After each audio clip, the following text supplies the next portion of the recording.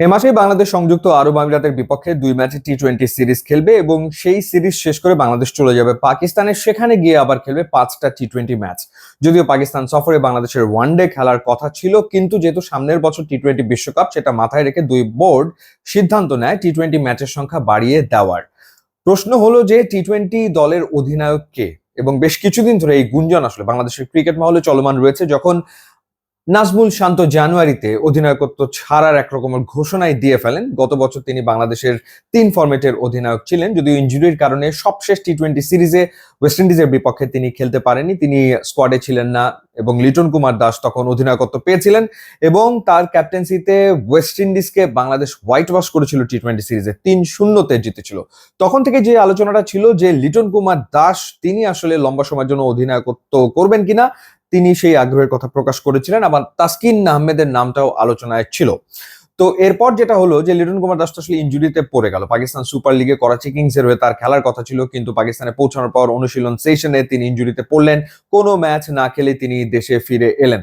তখন যে আলোচনাটা ছিল যে লিটন আসলে থাকবেন কিনা দলে, তিনি ইনজুরি থেকে ফিট হয়ে দলে থাকবেন কিনা। এখন যেটা শোনা যাচ্ছে লিটন ফিট হয়ে দলে তো থাকছেনই, এবং তিনিই অধিনায়কত্ব করবেন সংযুক্ত আরব আমিরাতের বিপক্ষে 2 ম্যাচের টি-20 সিরিজে। আর তাসকিন আহমেদ যেহেতু তিনি এই মুহূর্তে ইনজুরির কারণে দলের বাইরে রয়েছেন, সুতরাং এই সিরিজে তাকে বাংলাদেশ দল আসলে পাচ্ছে না। ইন্টারেস্টিং ব্যাপার হচ্ছে শেখ মাহাদি টি-20তে প্রুভেন পারফর্মার, তাকে সহ অধিনায়কের দায়িত্ব দেওয়া হচ্ছে।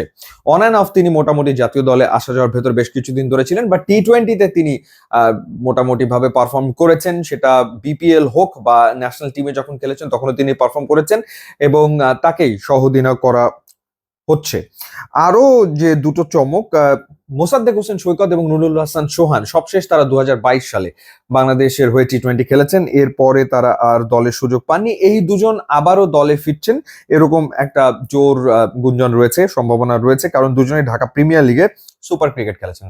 মোসাদ্দেক হোসেন সৈকত আবাহনীকে চ্যাম্পিয়ন করার ক্ষেত্রে বিরাট ভূমিকা রেখেছেন। ইনফ্যাক্ট 16 ম্যাচে 30টা উইকেট তিনি নিয়েছেন, হাইয়েস্ট উইকেট টেকার যৌথভাবে, এবং এই 14 ইনিংসে তিনি 3টা হাফ সেঞ্চুরি করেছেন এবং 487 রান করেছেন 48.70 গড়ে।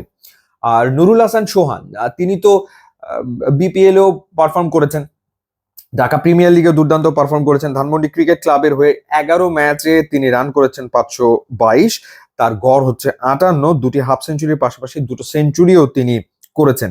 এবং নুরুল হাসান সোহানকে ফিরিয়ে আনা হবে এই আলোচনা আসলে ছিল। তো মুশফিকুর রহিম এবং মাহমুদুল্লাহ রিয়াদ এই দুজন খেলতেন, সেই জায়গাটাতে আসলে মোসাদ্দেক হোসেন সৈকত এবং নুরুল হাসান সোহানকে দলভুক্ত করা হচ্ছে, এবং এবার তাদেরকে একটু লম্বা সময়ের জন্যই হয়তোবা দেখা হতে পারে, তেমনই আলোচনা আসলে রয়েছে। সো লেটস সি তারা আসলে কেমন করেন।